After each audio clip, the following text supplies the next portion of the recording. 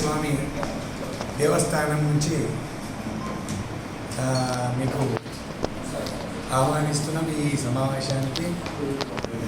ఈరోజు దేవస్థానంలో జరగబోయే కార్యక్రమాల గురించి మీకు వివరాలు తెలియజేయడానికి కొరకై మిమ్మల్ని రమ్మని కోరడం జరిగింది. మా కోరికను మన్నించి వచ్చినందుకు సంతోషం. మొదటగా దేవస్థానంలో వివిధ రకాలైన కార్యక్రమాలు తీసుకుంటున్నాం. అభివృద్ధి కార్యక్రమాలలో భాగంగా భోగశాల కానీ, మన టికెట్స్ అనౌన్స్మెంట్ కానీ, కోటి దీపోత్సవం ఇప్పుడు జరుగుతున్న దానికి పోవడం విషయంలో అయితే పిఆర్ఓ ఆఫీస్ని ఏర్పరచుకున్న విషయంలో అయితే ఏంటి, దీనికి అన్నిటి గురించి మీకు చెప్పడానికి కలిసి పిలిపించడం జరిగింది. మొదటగా శుభ కార్యక్రమాన్ని పురస్కరించుకొని ఈ ఎన్టీవీ వారు నిర్వహిస్తున్న కార్యక్రమానికి రేపు మనం 6వ తారీఖు నాడు కొండగట్టు దేవస్థానం నుండి మన మన ఉత్సవ విగ్రహాలు అనేటివి వెళ్తాయి. రేపు సాయంత్రం అక్కడ మన ప్రోగ్రాం జరుగుతుంది. దానికి వెళ్ళే కార్యక్రమంలో అందరికీ ఎవరెవరికి అక్కడ స్టాఫ్ అవసరం ఉందో వాటిని డిప్యూట్ చేయడం జరిగింది. అదే క్రమంలో మనము ఇన్ని రోజులు మన టెంపుల్ వెనుక భాగంలో ఏదైతే భోగశాల ఉండేనో, భోగశాల అనేది అంటే భోగం తీసుకురావడం అనేది రాజగోపురం నుంచి తీసుకురావాలనే క్రమంలో ఆలోచనలో ఇంతకుముందు ఏదైతే పాత భోగశాల ఉండేనో ఆ భోగశాలని మంచిగా నీట్గా తయారు చేసుకొని ఆ భోగశాల నుండి మాత్రమే ఇప్పుడు ఈ రోజు నుండి పొద్దున మధ్యాహ్నం స్వామివారికి నివేదనలు ఏవైతే ఉంటాయో అక్కడ తయారవుతుంది, అక్కడికి షిఫ్ట్ అయింది. అదే క్రమంలో టికెట్లు మనము ఎన్హాన్స్మెంట్ కూడా మనం కొన్ని దాంట్లో టికెట్ ఎన్హాన్స్మెంట్ చేసుకున్నాం. అదే క్రమంలో కొత్త టికెట్లు కొన్ని ఏర్పాటు చేసుకున్నాము. అందులో ఎన్హాన్స్మెంట్ చేసుకున్నవి చందనం పూజ ఇంతకుముందు 800 రూపాయలు ఉండే, ఇప్పుడు 1500 చేశాము. ఇంతకుముందు ఏమీ ఇవ్వకపోయే వాళ్ళం. చందనం పూజకి ఒక కండువా, 2 కనుమలు, 400 గ్రాముల అభిషేకం లడ్డు ఈరోజు ఈ చందనం పూజ సంబంధించిన పూజలో ఎవరైతే పాల్గొంటారో వారికి ఇవ్వడం జరుగుతుంది. చందనం పూజ శనివారం, మంగళవారం ముందస్తుగా వాళ్ళు చేసుకున్న వాళ్ళని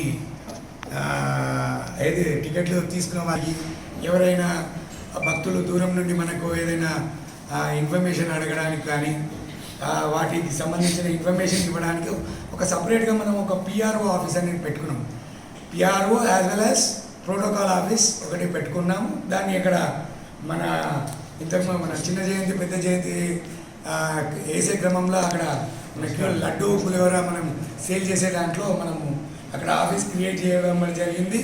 దానికి ఒక స్పెషల్ నంబర్ కూడా ఇవ్వడం జరిగింది. ఆ నంబర్స్ ఏవైతే ఉన్నాయో పిఆర్ఓకి, అదేవిధంగా టెంపుల్ సూపరింటెండెంట్కి, ఎస్టాబ్లిష్మెంట్ సూపరింటెండెంట్కి, మళ్ళీ శానిటేషన్ సూపరింటెండెంట్కి కానీ అందరికీ ఒక్కొక్క నంబర్ క్రియేట్ చేయాలి. కమిషనర్ గారి ఉత్తర్వుల ప్రకారం మనం ఒక నంబర్ తీసుకున్నాం. ఆ నంబర్లు కూడా మీకు ఇవ్వడం జరుగుతుంది. దానివల్ల మన భక్తులకి ఏ విధమైన ఇబ్బంది ఉండదు. అదే క్రమంలో ఈ రూమ్స్ విషయంలో, ఎంక్వైరీ విషయంలో కూడా దానికి సంబంధించి ఏదైతే ఉందో వాటికి కూడా ఒక నంబర్ కూడా ఇచ్చాము. ఆ నంబర్ కూడా మీకు అందజేయబడుతుంది. అంతేకాకుండా ఇప్పుడు మన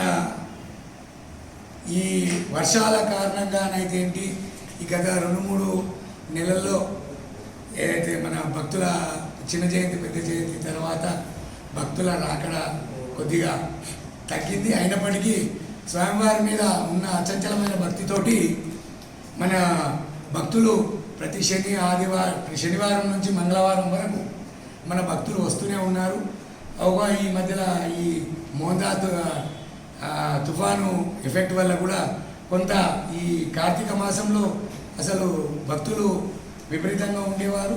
కానీ ఆ మోందా తుఫాను దృష్టిలో పెట్టుకొని ఆ జరిగిన నష్టం విషయంలో అయితే భక్తులు కొద్దిగా వారి వ్యవసాయ కార్యక్రమాల్లో ఉండి కొద్దిగా తగ్గినప్పటికీ ఇప్పుడు మనకు కొండగట్టు దేవస్థానానికి ముఖ్యంగా ఇప్పుడు సమ్మక్క సారక్క జాతర జరుగుతున్న క్రమంలో భక్తులు ఏదైతే వస్తారో ఆ భక్తులు వచ్చే వారికి కావాల్సిన క్యూ లైన్ల ఏర్పాటు కానీ అదనపుగా ఏది ఇంతకుముందు ఏ విధంగా చేశారని చూసుకొని మా దేవస్థానంలో ఉన్న పూర్వపు అనుభవాన్ని ఉపయోగించుకొని ఏ విధమైన ఇబ్బంది రాకుండా అన్ని రకాల చర్యలు తీసుకోవడానికి కూడా ఆదేశించడం జరిగింది. సరే, ఎలక్ట్రీషియన్ మొన్న షాక్తో ఒక వృద్ధురాలు చనిపోయింది కదా, దాని గురించి వాళ్ళ సంబంధిత ఎలక్ట్రీషియన్ వాళ్ళని ఏమన్నా చర్యలు తీసుకున్నారా వాళ్ళని? దాని గురించి దాని విషయంలో నేను చెప్తాను. ఇటు షాక్ జరిగిన విషయంలో వాళ్ళ భక్తులు ఇక్కడ రిస్ట్రిక్టెడ్ ఏరియాలకు వెళ్ళడం జరిగింది. అది జరగడం బాధాకరమే. ఎవరైనా సరే 10 ఏళ్ళు వాళ్ళు చనిపోయినా 90 ఏళ్ళు వాళ్ళు చనిపోయినా మనిషి విగత జీవుడైనాడని అంటేనే బాధాకరం. ఎందుకంటే మళ్ళీ మనకు వారితోటి ట్రావెల్ చేసే ఉంటుంది, అక్కడికి సమాప్తం అయిపోతుంది. కనుక వారు ఏ పరిస్థితుల్లో వాళ్ళ కుటుంబ సభ్యులు ఏ విధంగా ఉన్నారో వ్యక్తిని బట్టి కూడా ఆధారపడి ఉంటుంది. ఇవి ఏమైనప్పటికీ నిషేధిత ప్రాంతాలకు వెళ్ళడం వల్ల కరెంట్ షాక్ జరిగింది. అట్టి విషయానికి సంబంధించి వారు కూడా ఒక పోలీసులో కంప్లైంట్ ఇవ్వడం జరిగింది. మా తరఫు నుంచి కూడా మేము ఏదైతే రిపోర్ట్ కలెక్టర్ గారికి సబ్మిట్ చేయడం అనేది జరిగింది. అదే క్రమంలో మా కమిషనర్ గారికి సమర్పించడం జరిగింది. ఏ నిర్ణయమైనా చట్టబద్ధంగా జరుగుతుంది. ప్రతి దగ్గర బోర్డు ఉండదండి. మేము కట్టేసిన తర్వాత